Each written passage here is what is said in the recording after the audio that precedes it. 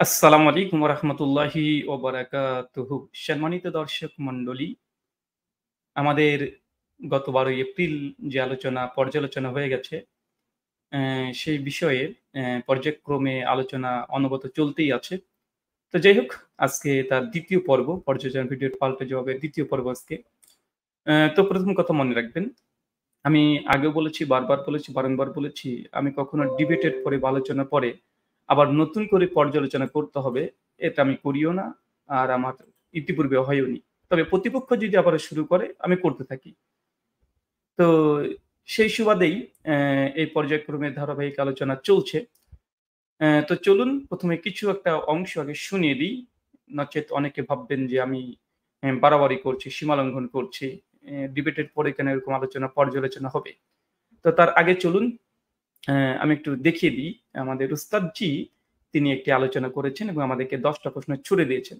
তার জবাবসহ সমস্ত কিছু দেব। চলুন আগে তার ভাষা, ভঙ্গিমা সবগুলো শুনে আসি। এর প্রথম পর্বে আপনাদের স্বাগতম। ব্রাদার যখন সিস্টার সিরিজের প্রথম পর্বে আপনাদের স্বাগতম। সম্প্রতি ব্রাদার রাহুলের সঙ্গে আমার যে প্রায় ২ ঘন্টা ব্যাপী পর্যালোচনা অনুষ্ঠান হয়েছে, এরপর আবার তার রিভিউ হিসাবে ব্রাদার যে ১.৫ ঘন্টার দীর্ঘ লাইভ করেছে, সবগুলোতে তাকে ও তাদের অনুসারীদের সবচেয়ে বেশি খুশি দেখা গিয়েছে সোনার চেইনের আলোচনা করতে গিয়ে। পারলে যেন এত বেশি গর্ব করে তারা যে গর্বে কেমন যেন গর্ভবতী হয়ে যায়। সোনা বলে কথা, খুশি না হয়ে কি আর পারা যায়? কিন্তু সোনার চেইন তো আর ব্রাদারদের গলায় মানায় না, সিস্টারদের গলায় মানায়। যেহেতু ইসলামে পুরুষদের আচ্ছা, আপনারা শুনে নিয়েছেন। আজকে জাস্ট এই কয়েকটা বিষয়ের আমি আজকে জবাব দেব। তার ভাষা, ল্যাঙ্গুয়েজ সমস্ত কিছু দেখেছেন। তার জন্য আমিও এখানে আজকে যে ব্যানারটা বানিয়েছি, যে উস্তাদজি দেখছেন তো কিভাবে মানে আমাকে একটু অনুকরণ করার চেষ্টা করেছে ওস্তাদজি। মানে আমি স্লাইড ব্যবহার করেছি। তো উনি এতটা এখনো শিখতে পারেনি। তবে শিখবে।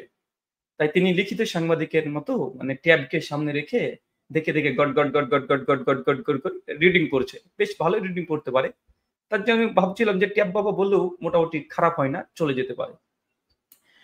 তো যাই হোক, তিনি ব্রাদার না সিস্টার এটা তো তিনি বুঝতে পারছেন না। অনেক ক্ষেত্রে দেখছি যে তিনি মানে বুঝতে পারছেন না। তো এক্ষেত্রে কয়েকটা কথা।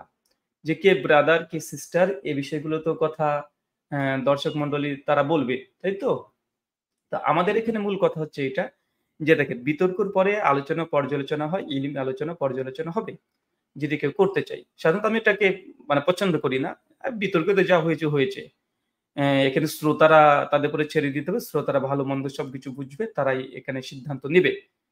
কিন্তু আমার ওস্তাদজি তাকে দেখলাম যে না, তিনি বিতর্কের পরে থেমে নেই। একটার পর একটা, একটার পর একটা তিনি লেগেই চলেছেন। আর বিতর্কের আগেও যখনই বিতর্ক চ্যালেঞ্জ অ্যাকসেপ্ট করা হয় এবং ফাইনাল ডেট ঘোষণা করা হয়, তখনই তিনি এমন অশ্লীল ভাষায় শব্দ ব্যবহার করেছে। ১ম থেকে তার এই স্বভাবটা আমি দেখেছি।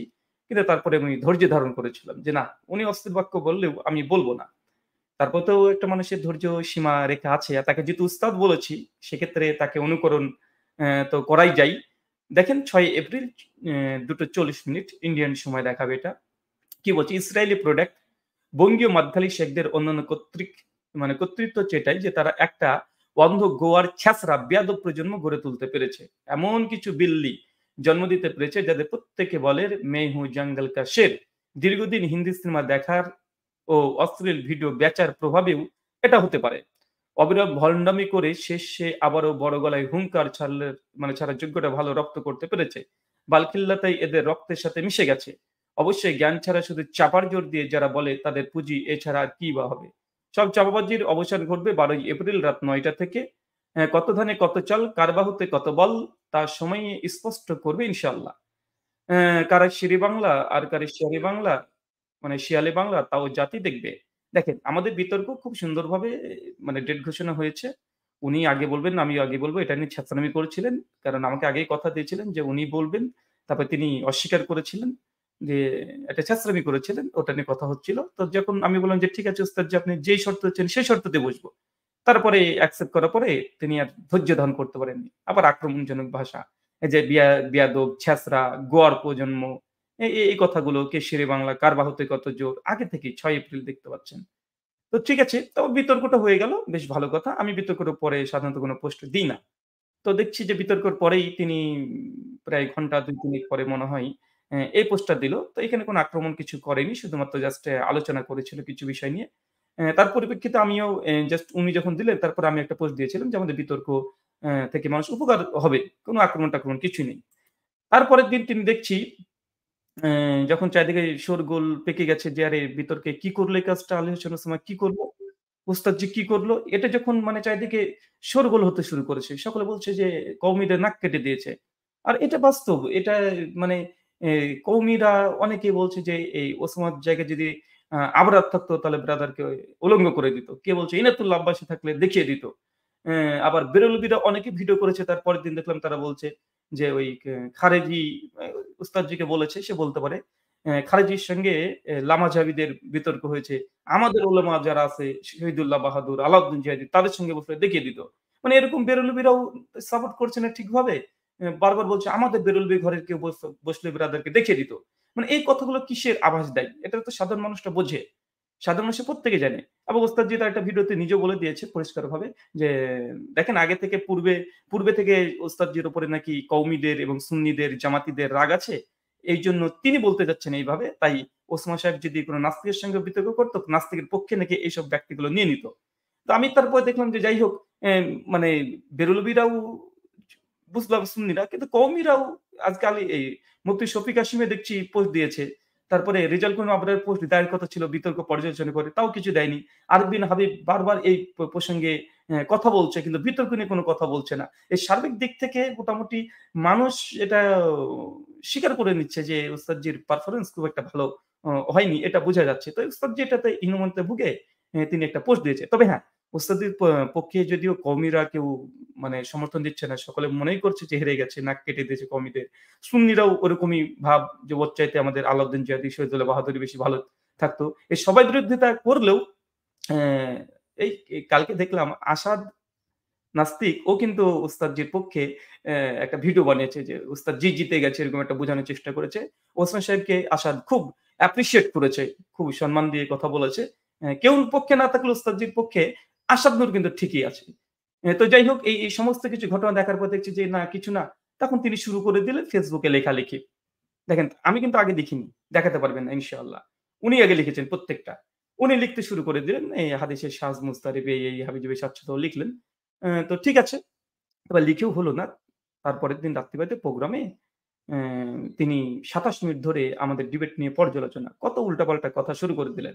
যেটা আমি ১ম পর্বে দেখিয়ে দিয়েছি।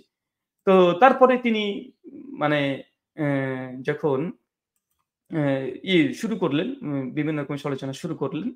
আর আমি এখানে একটা কথা বলে রাখি যে ওস্তাদজি আস্তে, আস্তে দেখছি যে একটু মডার্ন হওয়ার চেষ্টা করছে। এটা ভালো। অ্যা অবশ্যই আমার কাছ থেকে একটু পরামর্শ নিয়েছেন যে ব্রাদার আপনি সাউন্ড এর জন্য কি মাইক্রোফোন ব্যবহার করেন? তো তাকে আমি পরামর্শ দিয়েছিলাম। ভালো পরামর্শই দিয়েছিলাম। যে আমি এই সাউন্ড সিস্টেম ব্যবহার করে আপনি নিতে পারেন। তো যাই হোক অনেকে আবার বলতে পারেন যে আমি এই গোপন মেসেজ, ব্যক্তিগত মেসেজ এটা শেয়ার করলাম কেন? এটা আমি ওস্তাদজির কাছ থেকে শিখেছি। দেখেন ওই ৬ আলী হাসান ওসমার সঙ্গে আমার ব্যক্তিগত একটা মেসেজ ওস্তাদজি ভাইরাল করেছিল। যে আমি নাকি উনাকে বলেছিলাম এই ১ম আলেমদের সঙ্গে বসছি তো তাই নার্ভাস ফিল হতে পারে। এইজন্য আপনি আগে বলেন। তো আমার সঙ্গে তার ব্যক্তিগত মেসেজ ওস্তাদজিকেও ভাইরাল করেছিল। ওইজন্য তার কাছে শিখে আমি একটা ব্যক্তিগত একটা পার্সোনাল মেসেজ, তার উপকারী মেসেজ তাকে অসম্মান করার জন্য না, আমি এটা জাস্ট দেখালাম। তিনি শিখছেন। আমার সঙ্গে বসলে আরো অনেক কিছু শিখতে পারবেন, সমস্যা নেই। আচ্ছা দেখেন তারপরে আমাকে অনেকে বলেছে যে, "ভাইজান আপনাদের ব্যক্তিগত মেসেজ কেন এভাবে ভাইরাল করছো সোমা?" আমাকে অনেকে বলেছে যে, "আপনাদের ব্যক্তিগত মেসেজ তাহলে আমাদেরকে দেন, আমরা শেয়ার করব।" আমি পরিষ্কারভাবে লিখে দিয়েছি যে, "মেসেজগুলো প্রচার করা ঠিক হবে না। এটা ব্যক্তিগত আলোচনা। এগুলো এখন প্রচার করলে আবার নতুন মানে ফন্দি খুঁজবে। মানে যারা ছ্যাঁচড়ামি করছে।" কারণ তিনি এই ছ্যাঁচড়ামি করে না বসার জন্য অনেক পরিকল্পনা করেছে। তো সম্মানিত দর্শক মণ্ডলী। তারপরে তিনি আবার মেসেজ একটা ফেসবুকে পোস্ট করে দিলেন, ব্রাদারের ধূর্ততা, মূর্খতা, জাহেলিয়াত নিয়ে পরবা করে ভিডিও করবে। তারপরে বলে দিলেন পর্বের নাম কি হবে? ব্রাদার যখন সিস্টার। তারপরে তিনি আরেকটা দিলেন যে এইসব ছোট লোকদের প্রতি আর ভালোভাবে ইলমি আলোচনা করবে না। উনি এখন ছোট লোকদের সঙ্গে ছোট লোকনামো করবে। ঠিক আছে? মানে এখন অভদ্র হবে। মানে এখন সে নোংরা নাপাক জায়গাতে নেমে অ্যা অন্য কিছু পরিষ্কার করার ধান্দা করবে। এইসব কিছুই তিনি মানে সিদ্ধান্ত ফাইনাল নিয়ে নিয়েছেন। তো যাই হোক, আমার কথা হচ্ছে এটা অ্যা যে উস্তাদজি ইলমি আলোচনা করবে, ভালো আমরা ইলমি জবাব দেব। কিন্তু উনি যদি ইচ্ছাকৃতভাবে করতে শুরু করে, এটা তো আমরাও পারি। কারণ আমরা তো ছাত্র তো উস্তাদকে দেখে শিখব। আর এর আগে দেখিয়ে দিয়েছি উনি কতটুকু ছ্যাঁচড়ামি করতে পারে। ওর চাইতে ১.৫ গুণ বেশি ছাত্রামি করে দেখিয়ে দিতে পারি আমরাও। এটা আমরাও পারি। তবে ইলমি জায়গা থেকে এগুলো করা উচিত না। তো উস্তাদজি ১০ খানা প্রশ্ন আমাকে উদ্দেশ্য করে ছুড়ে দিয়েছে। আর শিরোনাম দিয়েছিল মানে ব্রাদার যখন সিস্টার। তো আসলে এই ব্রাদারকে সিস্টার বলা এটা কওমি দেওবন্দীদের মজ্জাগত স্বভাব। এটা উস্তাদজির মজ্জাগত স্বভাব। আপনারা দেখেছেন বাংলাদেশের কওমি মাদ্রাসায় কি কেলেঙ্কারি ঘটে যায়। বারবার দেখছেন যে মানে ছেলেদেরকেও মেয়ে ভেবে এরা কিভাবে মানে কেলেঙ্কারি কাজগুলো করে মুসলিম উম্মাহকে মানে পথে নামিয়ে দিচ্ছে, কলঙ্কিত করছে। আর একটা বিষয় মানে ওরা তো হানাফি মাযহাব মানে, আমার উস্তাদ যে হানাফি মাযহাব মানে। তো আবু হানিফা রাহিমাহুল্লাহ যদিও তার হানাফি এটা উপাধি। তবে এই হানিফা এটাও তো মেয়ে একটা নাম, তাই না? এটা মুযাক্কার না মুয়ান্নাস উস্তাদ জি বেশ ভালোই গ্রামার বুঝে। তিনি একটু বুঝে নিবেন যে এটা আসলে এই হানিফা এটা নারী না পুরুষ। তো যাদের মানে মাযহাবটাই একটা মেয়ের নাম দ্বারা প্রতিষ্ঠিত হয়েছে, তারা কিভাবে ব্রাদার কিভাবে সিস্টার বুঝতে পারবে? এটা তো মানে আমাদের বোধগম্য নয়। কারণ তারা তো মাদ্রাসার থাক আর কিছু বলছি না। যেগুলো ঘটে আপনারা দেখতে পান। তো যেহেতু আপনি আমাকে ইট মেরেছেন, একটু পাটকেল খেতেই হবে। তো তার জন্য আমরা বলি যারা এই নারী-পুরুষ বিবেচনা করতে পারে না, কোনটা ব্রাদার, কোনটা সিস্টার এটা বুঝে না। একজন আলেম হয়েও তাদের কাছে এটাই যথেষ্ট যে তাদের মাযহাবটা প্রতিষ্ঠা হয়েছে একজন সিস্টার মানে একজন মেয়ের নাম থেকে নামকরণ করেই করা হয়েছে। যদিও ইমাম আবু হানিফা বলে কোন নাম মানে মেয়ে ছিল না, ইতিহাস দ্বারা প্রমাণিত না। তারপরে নামটা কিন্তু রয়ে গেছে। সে যাই হোক, যে কারণে বৈশিষ্ট্যগত হোক আর যাই হোক। তো যাই হোক, আর এখানে তিনি যেহেতু ওই সিরিজের নাম শুরু করেছেন, যে ব্রাদার যখন সিস্টার মানে কোনটা নারী কোনটা পুরুষ মানে বোঝা এখন উল্টোভাবে বুঝছে। কারণ আসলে এই আলোচনার পরে দেখছি উন্মাদের মতো আচরণ করছে। উন্মাদের মতো আচরণ করছে। এর আগে দেখেছি নাস্তিকরাও ঠিক এই কাজটা করছিল। মহেন্দ্রপাল আর্য তার সঙ্গে ডিবেট হওয়ার পরে তিনি উন্মাদের মতো কাজ করছে। উল্টাপাল্টা। এই রাহুল তোদের আগা কাটা। মানে উনি হিন্দু তো আগা কাটা মানে খতনা করার কথা বলছে। তোরা তোদের আগা কাটা। এই উল্টাপাল্টা। ওই নাস্তিক একই কাজ করেছে। ওই নাইমা সরকার একই কাজ করেছিল। মানে যাদের সঙ্গে বিতর্ক হয়, বিতর্কের পরে এরা এত উন্মাদের মতো আচরণ করে। তো আমার উস্তাদ জি দেখছি ঠিক ওই রাস্তাতেই হাঁটছে। এখন উম দলিল আদিল্লাহ আমি সহি দলিল দিতে পারিনি তো কি হয়েছে? আমাকে হেরে গেছি বলছি তো কি হয়েছে? এখন গালি দিয়ে হলে আমাকে জিততে হবে। মানে এই পদ্ধতি অবলম্বন করেছে। তো আমি এখানে জাস্ট একটা কথা বলতে চাই, উস্তাদ জি, এই আলোচনা এগুলো তো হার-জিত না। যার দলিল মজবুত থাকবে সেই তো অটোমেটিক দলিলের বিজয় হবে। এখানে আপনি হেরে গেছেন তো কি হয়েছে? আবার আলোচনা হবে। তখন জিতে যাবেন, সমস্যা কোথায়? খেলা তো আর একবার হয় না। আপনি তো বলেছেন আমাকে যে এভাবে ধারাবাহিকভাবে পর্যায়ক্রমে আলোচনা চলতে থাকবে আপনার সঙ্গে, তাই না? তো একবার আপনি ই মানুষ বলছে হেরে গেছে। এখন আপনি বিশ্বাস করেন বা না করেন বা আমি বিশ্বাস করি না করি, আপনি হেরে গেছেন মানুষের ভাব দেখে এটা বোঝা যাচ্ছে। তো এই একবার তো না। এরপর আবার জিতে যাবেন। আপনি মানে যে ডিপ্রেশন এ পড়ে গেছেন, আমি তো আপনাকে নিয়ে খুব আশঙ্কায় আছি। খুব আশঙ্কায় আছি। যে কখন না জানি কি একটা দুর্ঘটনা ঘটিয়ে ফেলেন। তো যাই হোক আমি এটা বলব না। তবে আপনি বিতর্কের পরে এতটাই উন্মাদ হয়ে গেছেন যে কোনটা ব্রাদার কোনটা সিস্টার এটা বুঝেন না। মানে অনেকটাই শরীফা থেকে শরীফ, শরীফ থেকে শরীফা মানে এইসব নাস্তিক যে প্রজন্ম গড়ে উঠেছে বর্তমান বাংলাদেশে শরীফ থেকে শরীফা বানিয়ে ফেলছে। তো আপনি তো ওদের চশমা পড়েছেন নাকি? ওদের চশমা পড়ে না ওদের ভূতটা আপনার কাঁধে করে মানে চেপেছে? না পরোক্ষভাবে এই ইহুদি খ্রিস্টানদের মানে যে এজেন্ডা শরীফ থেকে শরীফা ব্রাদার থেকে সিস্টার মানে এগুলো ডাজ নট ম্যাটার লিঙ্গর কোনো দাম নেই। মস্তিষ্ক যা বলবে সেটাই ঠিক। মন যা বলবে তাই ঠিক। তো আপনি কি এরকমই মনে করছেন নাকি? অবশ্যই কওমি মাদ্রাসা থেকে গড়ে উঠেছেন তো। ওখানে তো ব্রাদার সিস্টেম মধ্যে পার্থক্য নেই। এটা অস্বাভাবিক কিছু না।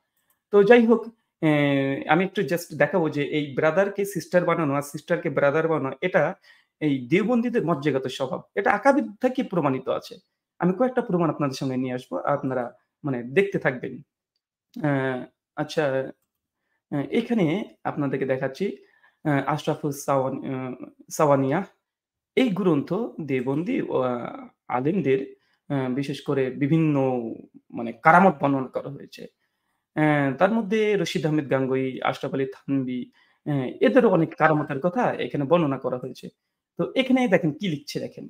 এরা মানে দেওবন্দীদের যে মজ্জাগত স্বভাব, এই ট্রান্সজেন্ডার সিস্টেমটা এটা তাদের রক্তে, রক্তে মিশে আছে। আমি এগুলো দেখাতে চাইতাম না। কিন্তু এই কিছু করার নেই। মানে এই ইট মারলে পাটকেল খেতেই হবে।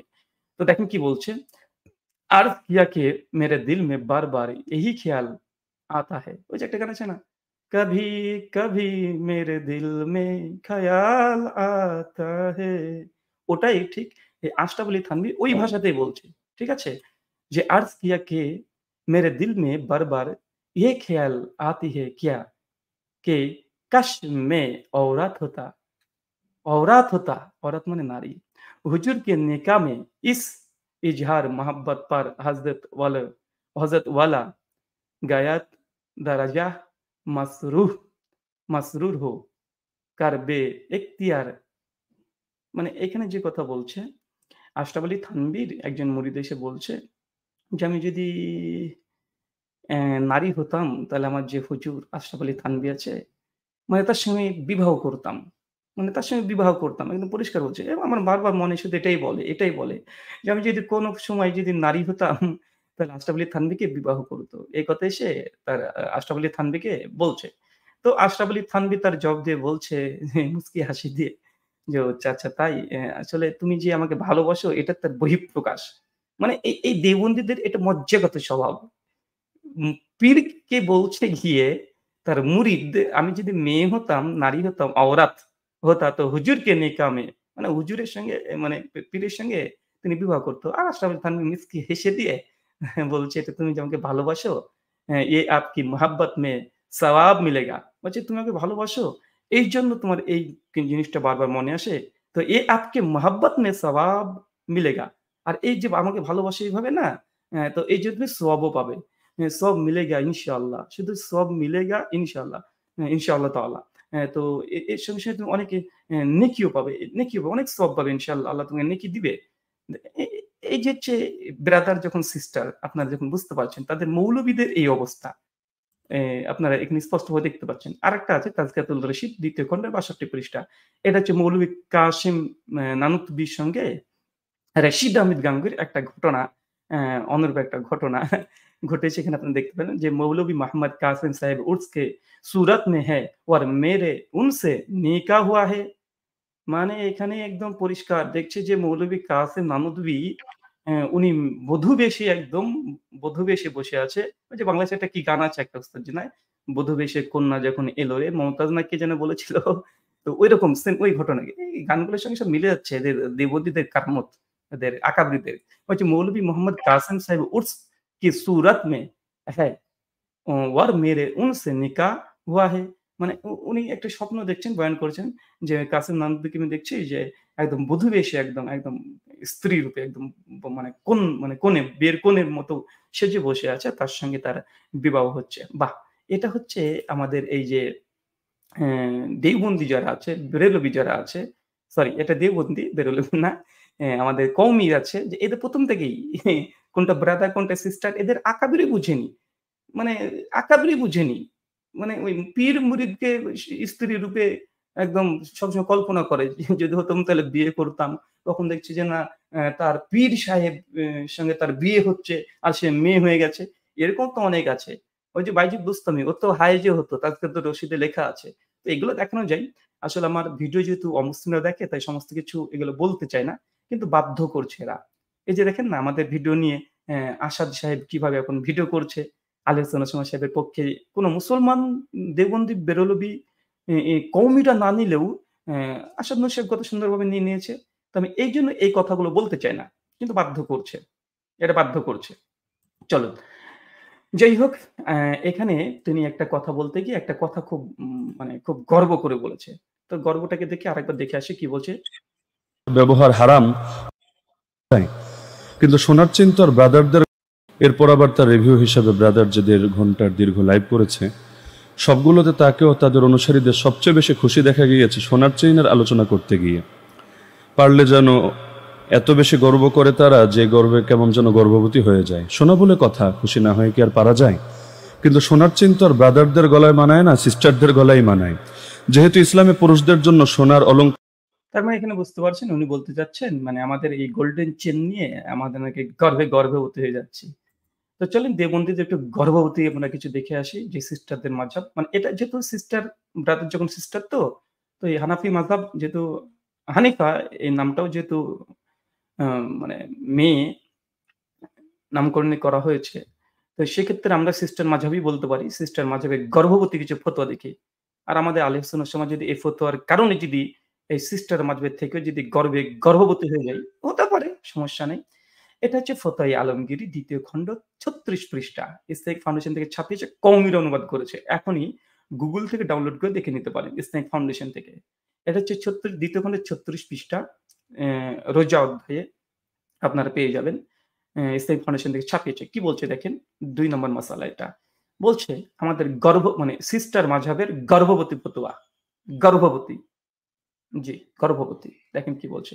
কেউ যদি কোনো মহিলার সাথে যৌন মিলন করে আর মহিলার বাহ্যদ্বার ও প্রস্রাবদ্বার যদি একভূত হয়ে গিয়ে থাকে, তাহলে এই মহিলার মাকে বিবাহ করা তার জন্য হারাম হবে না। তারপরে কি বলছে দেখেন, কেননা এই মিলন যোনি দ্বারা দিয়ে মানে এই মিলন যোনি দ্বারা দিয়ে হয়েছে তা নিশ্চিত রূপে বলা যায় না। কিন্তু মহিলা যদি এতে গর্ভবতী হয়ে যায় এবং এ কথা জানা যায় যে ওই সহবাসের কারণেই মহিলা গর্ভবতী, জি, গর্ভবতী হয়েছে, তাহলে হুরমত সাব্যস্ত হবে। আর বাহারুর রাইকের মধ্যে আছে, মানে আরে বাপরে বাপ! বাহারুর রাইকের ফতোয়া আছে, ফতোয়া আলমগীরিতে নকল করেছে। ৬০০ জন মুফতি দেওবন্দি সিস্টার মাযহাবের উলামারা এটা তৈরি করেছে। অনেকে বলতে পারেন পুরো মাযহাবকে রাহুল ভাই দোষারোপ করছেন। এটা তো আমি করিনি ১ম এ। ওস্তাদজি তার কাছ থেকে শিখেছি। তিনি যখন বলছেন যে মাদখালিরা নাকি পুরো একটা ছ্যাঁচড়া প্রজন্ম তৈরি করেছে। আলাদা ইহুদি, খ্রিস্টানের দালাল। এগুলো বলেছে তো, বলছে না? উনি না বললে উনার সঙ্গপাঙ্গ আরো অনেকেই বলছে। আর উনি তো পুরো ছ্যাঁচড়া প্রজন্ম বলে দিয়েছে। ব্রাদার যখন সিস্টার একটা আলেম হয়ে যদি এই ভাষা ব্যবহার করতে পারে, আমি তো উস্তাদ বলে সম্বোধন করেছি। আমি তো ছাত্র। আমি তো আরো বেশি পারব, তাই না? এটা তো উস্তাদজি। তো থামাতে হলে তাকে থামাবেন। ভিডিও ১ম এ আমি পর্যালোচনা শুরু করিনি।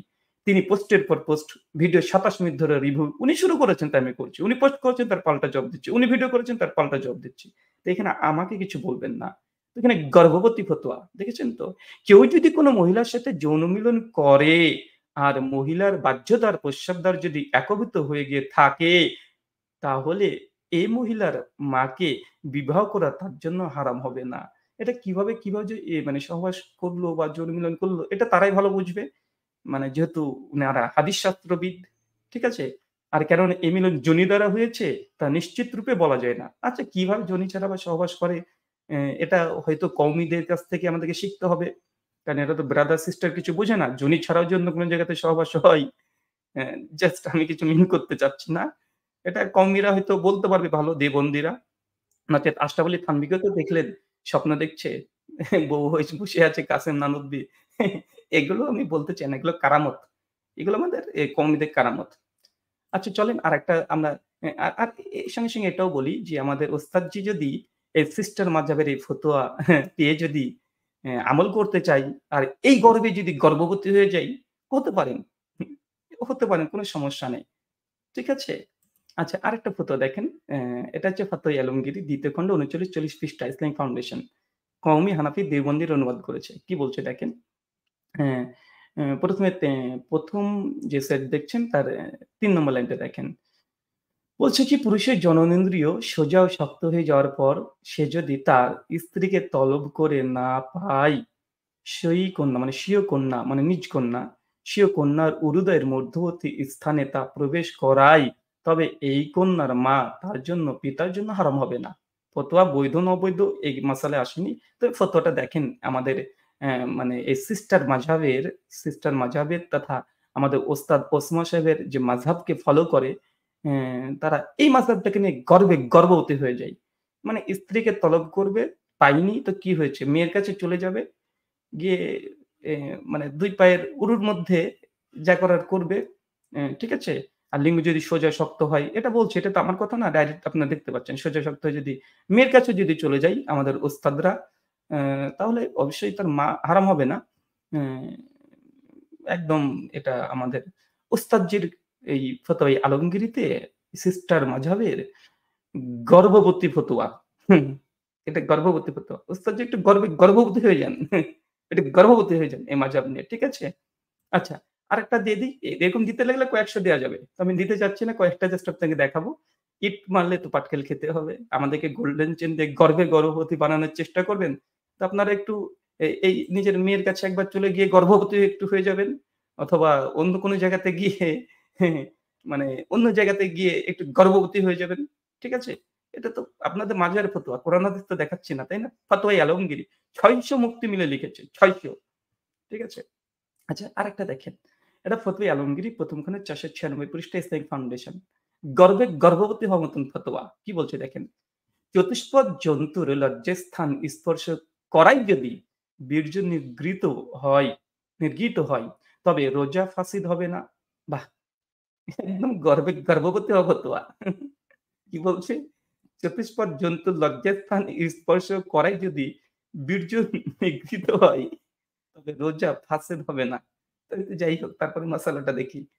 চতুষ্পদ জন্তু অথবা মাইয়েত মানে মৃত। চতুষ্পদ জন্তু অথবা মৃত মানে মৃত কোনো নারী যদি হয়, নারীর পাশাপাশি যদি কোনো পুরুষও হয়, এদিকটা যেহেতু যাই হোক, মাইয়েতের সাথে যদি সহবাস করে, মানে মৃত ব্যক্তির সঙ্গে যদি সহবাস করে, কিংবা জীবিতদের লজ্জাস্থান ছাড়া অন্য স্থান দিয়ে সহবাস করলে যদি বীর্য নি মানে নিগৃহীত না হয়, তবে রোজা ফাসেদ হবে না। মানে আমাদের এই সিস্টার মাযহাবের আমার উস্তাদজির যে মাযহাবকে মেনে গর্ভবতী হয়ে গিয়েছে, সেই মাযহাবের গর্ভবতী হওয়া ফতোয়া। যে কোনো চতুষ্পদ জন্তু কুত্তার কাছে যদি চলে যাই রোজা অবস্থায়, তারপরে আপনার ধরেন অ্যা আর কোনো মৃত লাশ মানে কোনো কবরস্থানেও যদি চলে যাই, গিয়ে যদি সে নারী হোক আর পুরুষ হোক, তার সঙ্গে যদি মানে এই ও ই বললাম না ওই কাজটা করে, ওই কাজটা করে আর যদি বীর্য যদি বের না হয় রে বাবা, বীর্য যদি না বের হয়, তাহলে রোজা তো বাতিল হবে না। রোজা বাতিল হবে না। আর বীর্য বের হয়ে গেলে রোজা ভেঙে যাবে। তো এই হচ্ছে আমাদের উস্তাদজি বললেন যে গর্ভবতী হওয়ার কথা বলেছিল। তাদের মাযহাবের এই গর্ভবতী ফতোয়া এগুলো। তো যাই হোক, আমি আগে বলেছি যে যেমন দিবে আমি তেমনই দিতে পারি। যেমন দিবে। কেননা এই অভদ্রতা, নোংরামিটা এটা আমি শুরু করিনি। ১ম ভিডিও পোস্ট তিনি করেছেন। পর্যালোচনার পরে আমি কোন মন্তব্য করিনি। তারপরে উনি ফেসবুকে পোস্ট করেছেন, তাও কিছু বলিনি। তারপর যখন ভিডিও করতে শুরু করে দিল যে, "ব্রাদারদেরকে এই করেছি, ওই করেছি, পানি খাচ্ছে ব্রাদার।" ভিডিওতে বলছে নির্লজ্জের মতো। ভিডিওতে বলছে যে, "আমি আ একটা পরিকল্পনা করেছিলাম।" কি? আ ইয়াহিয়া সাইদ আল আনসারী আর ইয়াহিয়া সাইদ আল কাত্তানির মধ্যে পার্থক্য বোঝেন এই জাহেলরা। মানে একের পর এক ব্রাদাররা কি করেছিল, ওই আগে থেকেই মানে কমেন্ট করে রেখে দিয়েছে যে আজ থেকে হানাফি মাযহাব ত্যাগ করলাম। একের পর এক উল্টা-পাল্টা নোংরামি, ছ্যাঁচড়ামি এগুলো মানে করেই চলে গেছে। তো তারপরে কিছু করার নেই। আমাকে তো ভিডিও দিতেই হবে। তারপরে আমি শুরু করে দিলাম। কতক্ষণ সহ্য করা যায়। বিতর্কের আগে তো ছ্যাঁচড়ামি করেছেই। ছ্যাঁচড়ামি মানে মানে এত ছ্যাঁচড়ামি করেছে, কারণ আমি ভয় পাচ্ছিলাম যে ছ্যাঁচড়ামি করে জাহাঙ্গীর হুজুরের মতো পালিয়ে যাবে। কিন্তু পালাতে দেব না। আমরা তো সানাউল্লাহ অমৃতসরী রাহিমাহুল্লাহর উত্তরসূরি। এক স্টেজে যদি মানে কোন খ্রিস্টানকে নিয়ে এসে দেন, ইনশাআল্লাহ ইসলামের বিজয় দেখিয়েই ছাড়বো। এক স্টেজেই যদি তারপরেও যদি পারি হিন্দু কোন পণ্ডিতকে নিয়ে এসে দেন, ইনশাআল্লাহ আবারও আমরা ইসলামের বিজয় দেখিয়েই ছাড়ি। আর একই সঙ্গে যদি আহলে হাদিসের বিরুদ্ধে যেসব মতবাদ আছে, ভ্রান্ত মতবাদ, তারা যদি বসে, আমরা যেটা হক কোরআন সুন্নাহর বিজয় আমরা দেখিয়েই ছাড়ি। তো আমি ওস্তাদজিকে বলব, দেখেন বিতর্ক তো হয়ে গেছে। তারপরে আপনি উন্মাদের মতো যে আচরণগুলো করছেন, অনেকে কওমি আলেমরা এটাকে সহ্য করছেন, ঠিকভাবে নিচ্ছেন না। শফিক হাশমি দেখছি করেছে। তারপরে সাইদ আহমেদও দেখছি যে পোস্ট করেছে। আর অনেকেই করছে। এটা পছন্দ করছেন। তো যদি আপনি এরকম উন্মাদ যদি হয়ে যান বা এরকম যদি মানে খারাপ লাগে, তাহলে বিতর্ক চ্যালেঞ্জ যে ১২ জনকে করেছিলাম, নাম তো আপনার ছিল না। কেন এসে পেরে বসতে হলো আপনাকে? কি দরকার ছিল? আপনার কি তখন ওই মেয়েটার মতো বলবেন নাকি? যে তখন আপনার আ বিবেক কাজ করেনি, আবেগ কাজ করেছে। আবেগে পড়ে ব্রাদারকে চ্যালেঞ্জ দিয়ে দিয়েছি। আর ব্রাদার আমি ভেবেছিলাম বসবে না, জেনারেল ছাত্র। কিন্তু এই ব্রাদার যে ছাড়বে না এটা আপনি ভাবতে পারেননি। তো ওই মেয়েটার মতো শেষে বললেন বা মনে ভাবছেন যে সে সময় আমার আবেগ কাজ করেছে, বিবেক কাজ করেনি। আর ওই ছেলেটার মতো কি যেন নাম সিদ্দিক নাকি আপনি বলেছিলেন। বলেন নচেৎ না, ব্রাদারের সঙ্গে বসে আমার ভুল হয়েছে। আমাকে ক্ষমা করে দিন। অন্তত এতটুকু মানে বলে দিতে হবে। কারণ আমার একটাই কথা, পর্যালোচনার পরে শ্রোতারা নির্ধারণ করবে কে ভালো রেজাল্ট করেছে, কে খারাপ রেজাল্ট করেছে, কে কতটুক কার জবাব দিয়েছে, কে পর্যালোচনাতে এগিয়ে আছে, কে আল্লামা, কে এগুলো দর্শকের উপরে ছেড়ে দেন। আপনি আবার নোংরামি করতে নামলেন কেন? ২৭ মিনিট ধরে আবার আপনাকে মানে আলোচনাতে পারেননি। সুন্দরভাবে ভদ্রতাপূর্ণভাবে মিষ্টি ভাষাতে আলোচনা করলেন। কেন? ব্রাদারের সামনে ওই কথাগুলো বলতে পেরেছিলেন না? আজকে যে ১০ টা প্রশ্ন করলেন যে গোল্ডেন চেইন নিয়ে, জবাব অবশ্যই আসবে ইনশাআল্লাহ। তবে আমি যে আগে ১০ টা প্রশ্ন করেছি, ওই ১০ টার জবাব আগে দেন। আগে তো কাঁধে দেয়া আছে। একদম পয়েন্ট বাই পয়েন্ট ধারাবাহিকভাবে দেবেন। ১ থেকে ৫ এ চলে যাবেন। আবার দেখলাম আমি যে রিভিউ করেছি প্রায় ১ ঘন্টা অ্যা ৩৬-৩৭ মিনিট মতো, ওটা দেখছি আপনি ২৪ মিনিট ৩৭ সেকেন্ড থেকে জবাব দিচ্ছেন। মাঝখানে ২৪ মিনিট আপনি হজম করে গিলে খেয়ে নিলেন। কেন? যদি ২য় ভিডিও যদি রিভিউ দিতে ১ম থেকেই দেন। নচেৎ যদি সে বিতর্ক পর্যালোচনা করতে চান, তাহলে ওই সেদিনকার আলোচনাকে সামনে রেখে দলিল, আদিলত, যুক্তি, তথ্য, প্রমাণ আবার পেশ করেন। এটা যদি শখ হয়। কিন্তু আপনি তা না করে ২৪ মিনিট ডিঙিয়ে হজম করে ফেললেন মায়ের দুধ মনে করে, দিয়ে আলোচনা শুরু করে দিলেন। আপনি ধারাবাহিকভাবে জবাব দিবেন। ইনশাআল্লাহ আপনাকে ধারাবাহিকভাবে জবাব দেওয়া হবে। আর আপনি গোল্ডেন চেইন এর উপরে ১০ টা প্রশ্ন করেছেন। ইনশাআল্লাহ ১০ টা প্রশ্ন শুনে মানুষ সব হাসছে যে এ বিতর্কের পরে মাথাতে আর কোন কাজ করছে না। বিতর্কের পরে অনেক মানুষের মোটামুটি সাপোর্ট করেছিল যে, না আহলে সুন্নাহ ভালো একটা রেজাল্ট করেছে। কিন্তু এখনকার আচরণে সে বলছে ব্যাটা উন্মাদ হয়ে গেছে। এটা মনে করছে অনেকেই দেখছি কমেন্টে লিখছে।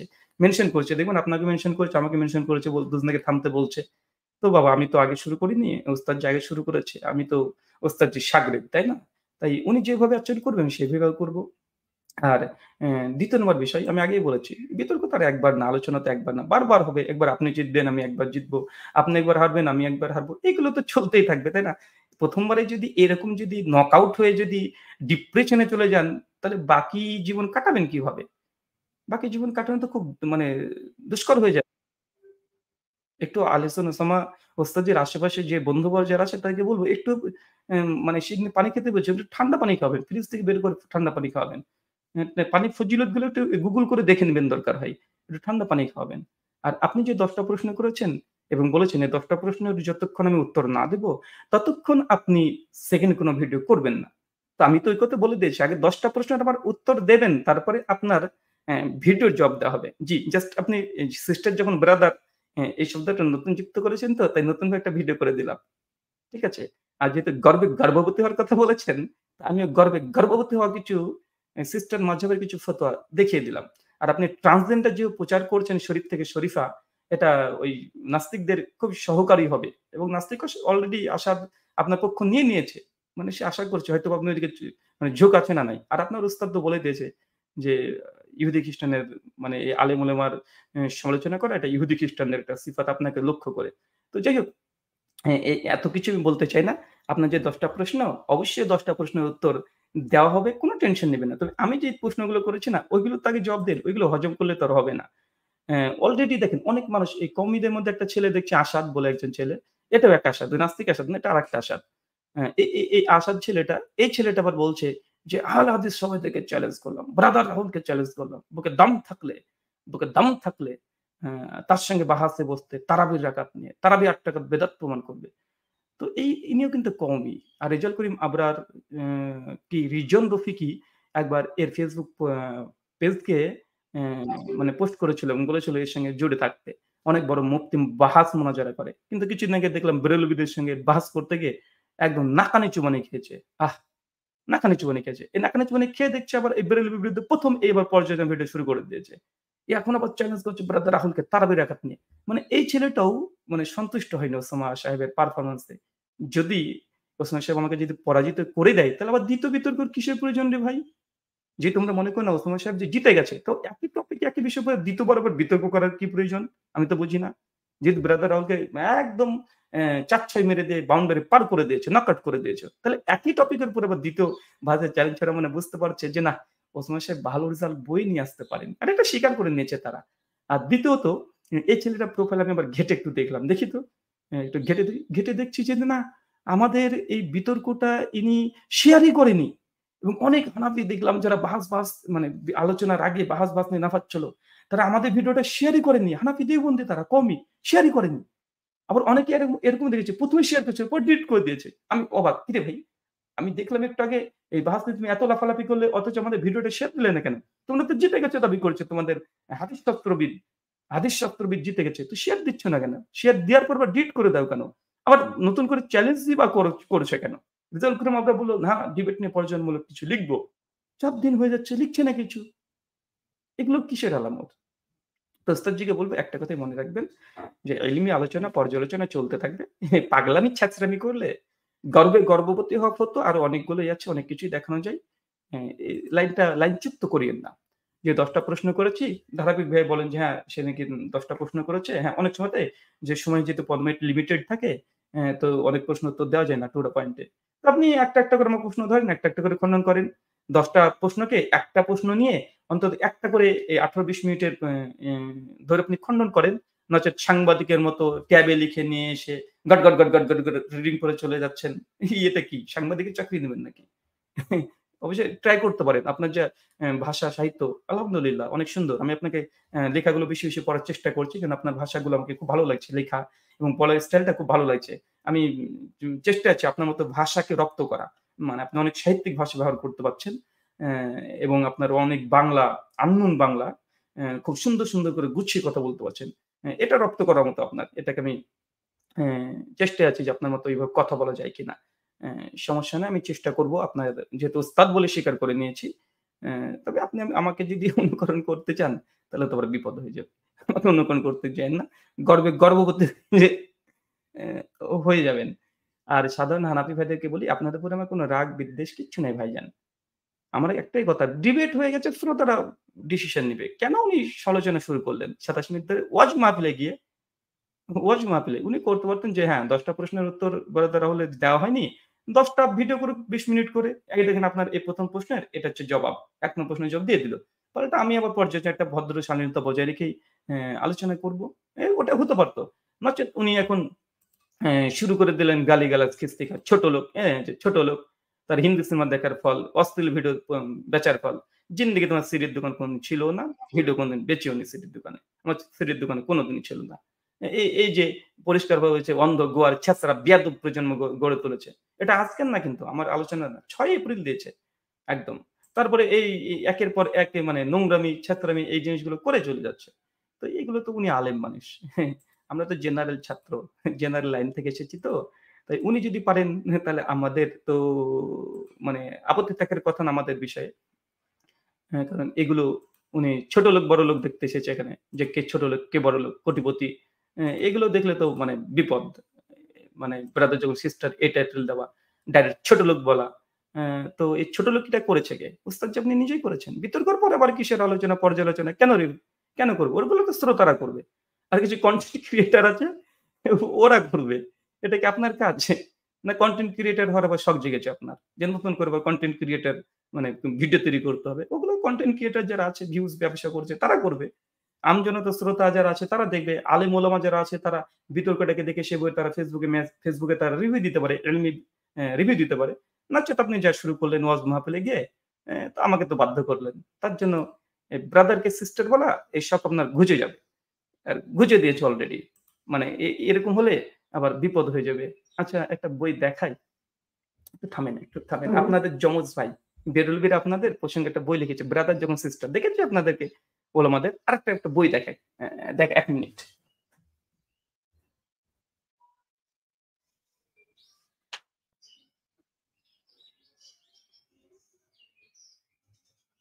বইটা কোথায় গিয়েছে একটু খুঁজতে হবে। পেয়ে গেছি। আচ্ছা, এই বইটার কথাই বলছিলাম। হ্যাঁ, এই বইটার কথা বলছিলাম। বইটা দেখছেন? বলৎকারের মুখোশ উন্মোচন। এই যে রবিউল ইসলাম জিহাদি। বইটার ভলিউম প্রায় ৯১০ পৃষ্ঠার কাছাকাছি। জি, ৯১০-১২ পৃষ্ঠা। এখানে শুধু কওমিরা কত জায়গায় বলাৎকার করেছে গোটা বইয়ে। কয়েক হাজার নিউজ একদম পত্রিকা ছেপে। এটা কিন্তু আমার না। এটা আপনাদের যমজ ভাই মুকাল্লিদ বেরলভীরা বই রচনা করে বাংলাদেশে ছেড়ে দিয়েছে। হ্যাঁ? তো ব্রাদারকে সিস্টার ভাবা অ্যা ওই ভেবে যদি আপনি যদি একটু খুশি হন, তবুও যদি ঠান্ডা হন, শান্ত হন, উন্মাদনা থেকে বেরিয়ে আসতে পারেন। তবে আ আপনাদের তো এই যে অবস্থা, ব্রাদারকে সিস্টার ভেবে এ কুকাম করা, এ অন্তত এগুলো বন্ধ করে দেন। আমাকে এটা বলে যদি খুশি হন অন্তত এই ব্রাদারদেরকে যেগুলো পড়াশোনা করে অন্তত এদেরকে একটু ছেড়ে দিয়েন। আর আপনাদের আকাবিরদের যে ঘটনাগুলো দেখিয়েছি, এটা তো আপনাদের মজ্জাগত স্বভাব আগেই বলেছি, চিরাচরিত নীতি। তাই ছ্যাঁচড়ামি করতে আসেন না। ইলমি আলোচনা, ইলমি পর্যালোচনা ঘটে গেছে যেটা সুন্দরভাবে আপনি আলোচনা করেছেন। আমিও আমার দিক থেকে আমি যতটা পেরেছি সুন্দরভাবে আলোচনা করার চেষ্টা করেছি। এখন সাধারণ জনতা আলেম ওলেমা নিজ, নিজ জায়গা থেকে তারা বিষয়টাকে তারা পর্যবেক্ষণ করবে। এখন আপনি যদি হেরে যাই যান তাহলে আমার কি করার? আমার কি অপরাধ? আমি কি ওই ছেলেটার মতো আমাকে এখন স্বীকার করতে হবে? যে ওস্তাদ আমার ভুল হয়েছে। আমাকে ক্ষমা করে দেন উস্তাদজি। আর কখনো আপনার সঙ্গে বাহাসে আলোচনাতে বসে আপনার ইজ্জত নষ্ট করব না। আমাকে এটা বলতে হবে। আবার আমি ভালো একটা মাইক্রোফোন ব্যবহার করি। এ এ এ এ এই মাইক্রোফোনটা ব্যবহার করি। এটা নিয়ে আপনার আপত্তি। ভিডিওর মধ্যে বলছেন, হাই কোয়ালিটির মাইক্রোফোন ব্যবহার করে। পোস্টেও লিখেছেন হাই কোয়ালিটির মানে আমি হাই কোয়ালিটির এই মাইক্রোফোনটা ব্যবহার করি। এ এটাও আপনার আপত্তি। কি বলব তাহলে উস্তাদজি? আমার ভুল হয়েছে। আমাকে ক্ষমা করে দিন। এটা বলতে হবে? মানে আমি একটু ভালো কম্পিউটার সম্পর্কে জানা আছে, স্লাইড তৈরি করতে পেরেছি। এটাও তার আপত্তি। এখন উস্তাদজি আমি কি করব? আমি এজন্য কি আপনার কাছে সরি, ক্ষমা করবেন বলতে হবে? তারপর আপনি ঠান্ডা হবেন? যদি এরকম হয় যে না আপনি উন্মাদনা থেকে আপনাকে বেরিয়ে না আসা, ডিপ্রেশন থেকে যদি বেরিয়ে আসতে যদি আপনার যদি ক্ষমা চাইতে হয়, ক্ষমা চাইব আপনার কাছ থেকে। তারপরে যদি আপনি ডিপ্রেশন থেকে বেরিয়ে আসেন, আর আমি এই দেবনী কমিদেরকে বলছি যে আপনারা বন্ধ করেন। এই উস্তাদকে এভাবে প্রেস্টিজে ফেলা কি দরকার? যে আপনি কমিদের নাক চুবিয়ে দিলেন, রেজাউল করিম থাকলে ভালো হতো, এনায়েতুল্লাহ বাসী থাকলে ভালো হতো। এগুলো এগুলো বলিয়েন না। মানুষটা কেমন একটা একটা ডিপ্রেশন এ চলে যাচ্ছে। উনার পরিবার আছে। এমনি তো ২-৩ বছর তিনি ছিলেন না। তিনি অন্য জায়গাতে ছিলেন আপনারা জানেন। এই ২-৩ বছর হলো এর মধ্যে এত ডিপ্রেশন এর মধ্যে ফেলে দিলে ব্যক্তির অবস্থা কি হবে? আমার উস্তাদজি উনি। প্লিজ আপনারা বন্ধ করেন। উস্তাদজিকে এইভাবে আর খোঁচা দিয়েন না যে আপনি কওমিদের নাক মুখ চুবিয়ে দিলেন। রেজাউল করিম আবরার হলে ভালো হতো। এগুলো বলেন না। আমার উস্তাদজি কষ্ট পাচ্ছে, ডিপ্রেশন এ চলে যাচ্ছে। এগুলো বলিয়েন না। তিনি চোখেও কম দেখছে ব্রাদার সিস্টার এই পার্থক্য ভুলে যাচ্ছে। ঠিক আছে? যাকে তাকে গর্ভবতী বানিয়ে দিচ্ছে। যদিও এই দুঃখ মানে এই হাসিটা কিন্তু দুঃখের। অনেক সময় তো মানুষ দুঃখে হাসে বা সুখের সময় কাঁদে। আমি এই যে হেসে ফেলছি না এটা আমি দুঃখে হাসছি। তার জন্য বলি যে ১০ টা প্রশ্ন আগে আপনি উত্তর দিবেন, তারপর আমি শুরু করব। ওই যে আপনি গোল্ডেন চেন এর উপরে যেহেতু বলেছে এটা গোল্ডেন চেন আর এটা নিয়ে ১০ টা ভিডিও তৈরি করেছেন। আমার পূর্বে কে গোল্ডেন চেন বলেছে? ওয়াল্লাহি আল্লাহর কসম করে বলছি, আমার পূর্বের ওলামাদের থেকেই দেখাবো ওই সনদকে গোল্ডেন চেনই বলা হয়েছে। ঠিক আছে? ওলামা কোন জাহেল না, আলেম ওলামা। আপনার চাইতে বড় আলেম ওলামা। সমস্যা নেই। আর ২ নাম্বার কিন্তু আমি যে প্রশ্নটা করেছি যে আপনি যে আমার হাদিস মুওয়াত্তা মালিকের হাদিসকে ইজতেরাব দাবি করেছেন, চ্যালেঞ্জ করেছিলাম। চ্যালেঞ্জ করেছেন। বিতর্কের দিনে কতবার চ্যালেঞ্জ করে বললাম যে, "ওস্তাদজি ১২৮৪ হিজরির পূর্বে মুওয়াত্তা মালিকের ১১ রাকাত হাদিসকে কে ইজতেরাব বলেছে? দলিল পেশ করবেন।" আরেকটা প্রশ্ন করেছিলাম। মুওয়াত্তা মালিকের প্রায় মুওয়াত্তা মালিকের সে প্রশ্নগুলো দেখিয়ে দিই আরেকবার। জি, এই যে ২ টো প্রশ্ন। ৫ নম্বর আর ৬ নম্বর ২ টো প্রশ্ন ছিল। যে মুওয়াত্তা মালিকের ডজন খানেক পৃথিবীতে ব্যাখ্যা গ্রন্থ আছে। তো এই ব্যাখ্যা গ্রন্থ থেকে একটা জায়গা থেকে দেখাবেন যে মুওয়াত্তা মালিকের ১১ রাকাতের হাদিসকে ইজতেরাব বলেছে। কে বলেছে? কে বলেছে ১২৮৪ র আগে দেওবন্দি মাদ্রাসা প্রতিষ্ঠা হওয়ার আগে? আমি ওই সনদকে গোল্ডেন চেইন বলেছি তাই আমার পূর্বে কে গোল্ডেন চেইন বলেছে এটা দলিল চেয়েছেন। কিন্তু তার আগে তো এই দলিল আমি চেয়েছি। আগে আপনি দলিল দেন। আপনি তো বারবার চাচ্ছিলেন যে ব্রাদার রাহুল আগে কথা বলবে, আগে কথা বলবে। তো প্রশ্ন তো আমি আগেই করেছি। আগে আমার উত্তরটা দেবেন। তারপরে আমার সনদকে কে গোল্ডেন চেইন বলেছে অ্যা এটা দেখিয়ে দিব। তার আগে প্রমাণ করবেন এটা। যে আপনিও দাবি করেছেন, ইজতেরাবের দাবি করেছেন সনদকে। কে বলেছে?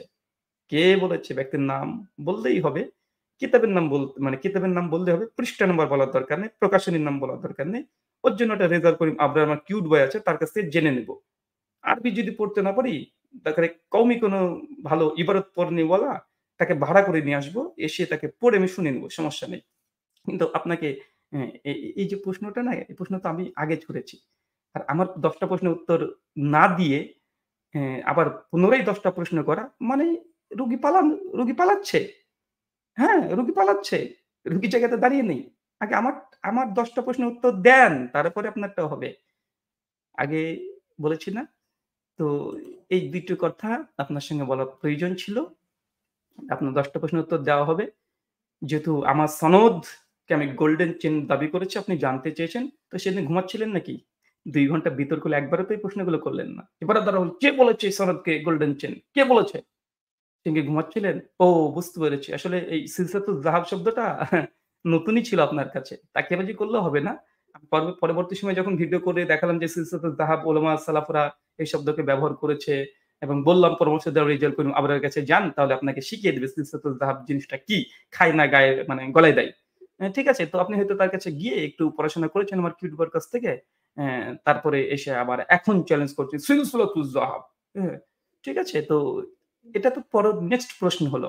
আগে বিতর্কর দিনে যে প্রশ্নগুলো উত্থাপিত হয়েছে সেগুলোর আগে শেষ করেন। তারপরে এগুলো তো আসবে নতুন। যদি এটাই অভিযোগ হতো সেদিন আপনি প্রশ্ন করতে পারতেন। একদম মুঁতোর জবাব দেয়া হতো সেদিন স্ট্রিমে ডাইরেক্ট। এটা তো নতুন প্রশ্ন আপনার। পুরাতন প্রশ্ন আগে ক্লোজ করেন। আগে পুরাতনগুলো ক্লোজ করবেন। নতুন যেগুলো আছে সেগুলো পরেই হবে, সমস্যা নেই।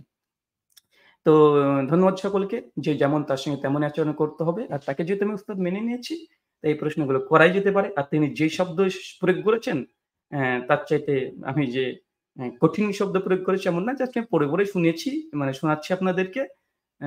এগুলোই গর্ভবতী হয়ে যাওয়ার কিছু ফতোয়া দেখিয়েছি। এটা আমার ফতোয়া না। তাদের এই যে হুজুররা এইসব গর্ভবতী হয়ে গিয়েছিল।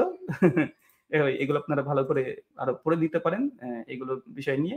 আর ইবনে হাজার না ইমাম হাজার, ইবনে কাইয়িম না কি মানে আবার পেঁচাল। এগুলো দিয়ে মানুষ ইজ্জত রক্ষা আর হবে না। যেটা ঘটে গেছে, ঘটে গেছে। ব্রাদার রাহুলের আরবি ইবারত এখন যদি ভুল ধরেন, ইবনে কাইয়িম না কে, আমার দোকানে কাস্টমার না কোন ইমাম, ইবনে হাজার না ইমাম হাজার বলেছে পাথরের বা মানে ইমাম হাজার বলেছে তার জন্য আপনি কি পাথর পূজারী হয়ে গেলেন? এগুলো ঠিক জায়গা মতো জবাব আসবে। অনেক ছেলেরা হাসাহাসি করছে। বলছে যারা আরবি একটু বুঝে তারা হাসাহাসি করছে। এখন আমি জবাব দেব না। তাদের কথাটা জাস্ট বলব। অনেকে বলছে যে, "রাহুল ভাই ইমাম হাজার বলেছে, তার জন্য পাথর পূজারী হয়ে গেল। তো উনার নাম তো ইবনে হাজার। তো আপনি কি পাথরের বাচ্চার পূজারী?" অনেকে এই বলে হাসাহাসি করছে। ঠিক আছে? এগুলো। তো এগুলো আসবে। যে ইমাম হাজারের জন্মের আগে কিভাবে লিখে গেল এই প্রশ্ন, এটারও আসবে। এটারও আসবে। ছেলেরা জবাব দিচ্ছে। আমাদের ছোট পিচ্চি ছেলেরা এই ওসামা সাহেবের জবাবগুলো দিচ্ছে। যে আপনি যে ইয়াহিয়া সাইদ আল আনসারী যে হাদিসটা দিয়েছেন, উনিও তো ইমা অ্যা ইম উনিও তো উমর ইবনে খাত্তাব রাদিয়াল্লাহু তাআলা আনহুর জন্মের প্রায় মৃত্যুর পরে ২৫ বছর পর জন্মগ্রহণ করল। তো তিনি উমরের জমানায় দেখলেন কিভাবে? মানে আপনি যেটা দিয়েছেন এটা এগুলো অ্যান্টিভেনম ছেলেরা দিচ্ছে, ছেলেরা শিখে নিয়েছে ডিবেট থেকে, বুঝে নিয়েছে যে আমি যদি ইমাম হাজারের এই সন বলতে গিয়ে যদি মিস্টেক হয়ে যায় যে ইমাম হাজার তার জন্মের আগে কিতাব লিখলেন কিভাবে? তো এই একই দলিল আমাদের বিতর্কের দলিল আমি দিয়েছিলাম যে ইয়াহিয়া সাইদ আল আনসারী উনি কিভাবে ইমাম উমর ইবনে খাত্তাবের মৃত্যুর ২৫ বছর পরে ব্যক্তি জন্মগ্রহণ করছে। সে ব্যক্তি কিভাবে উমরের জামানার ঘটনা দেখলেন তিনি বর্ণনা করে দিলেন। অনেকেই প্রশ্ন করছে। একই। তো যাই হোক আমি এগুলো নিয়ে আলোচনা করতে যাচ্ছি না।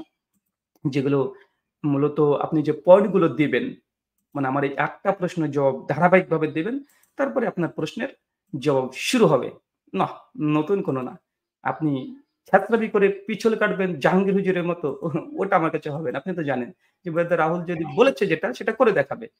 ব্রাদার হলো পালার লোক না। আর পালালে ১ম দিনই পালিয়ে যেত। এতদূর আপনি টেনে আসতো না। স্থান হলো অমৃতসর রেমুল্লাহ। উ আমরা উত্তরসূরি আগে বলেছি না? আমরা ছাড় দেব না। একদম চলবে। তবে পয়েন্ট লাইনে থাকতে হবে। বেলাইনে গেলে নাই। বেলাইনে গেলে আমাদেরকেও বেলাইনে যেতে হবে। এই গর্ভবতী ফতোয়া চলে আসবে। তখন আমার বিপদ হয়ে যাবে। তো এইদিকে না যাওয়াটাই ভালো। তারাবির রাকাত সংখ্যার উপরে যে ১০ টা প্রশ্ন করেছিলাম ওটার উত্তর দেন। যদি পর্যালোচনা করতে চান। নচেত এখানে স্টপ থেকে যান। শ্রোতারা দেখছে, শ্রোতারা ফাইনাল করে নিবে। আপনি একবার পারফরম্যান্স নতুন হিসেবে খারাপ পারফরম্যান্স করেছেন। মানুষ তো অনেকে মেনে নিয়েছে যে না নতুন সেখানে এরকম ত্রুটি-বিচ্যুতি হতেই পারে। অ্যা এটা তো অনেক মানুষ মেনে নিয়েছে। অনিচ্ছাকৃত শর্ত হলেও হাসিমুখে মেনে নিয়েছে যে না ওস্তাদ যে এরকম হতে পারে। ব্রাদার রাহুল অনেক পুরাতন অনেকবার ডিবেট করেছে। এক্ষেত্রে সে এগিয়ে থাকতে পারে। এটা অনেকেই স্বীকার করছে এভাবে।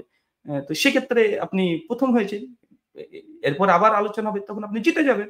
আর জিতে গেলে আপনাকে এই গোলাপ ফুলটা নিয়ে বসবো। আপনাকে দেব ওস্তাদজি। আপনি টেনশন নিবেন না। এটা আপনাকে দিয়ে দিব। ঠিক আছে? সমস্যা নেই। ওস্তাদজি বলে কথা আপনি।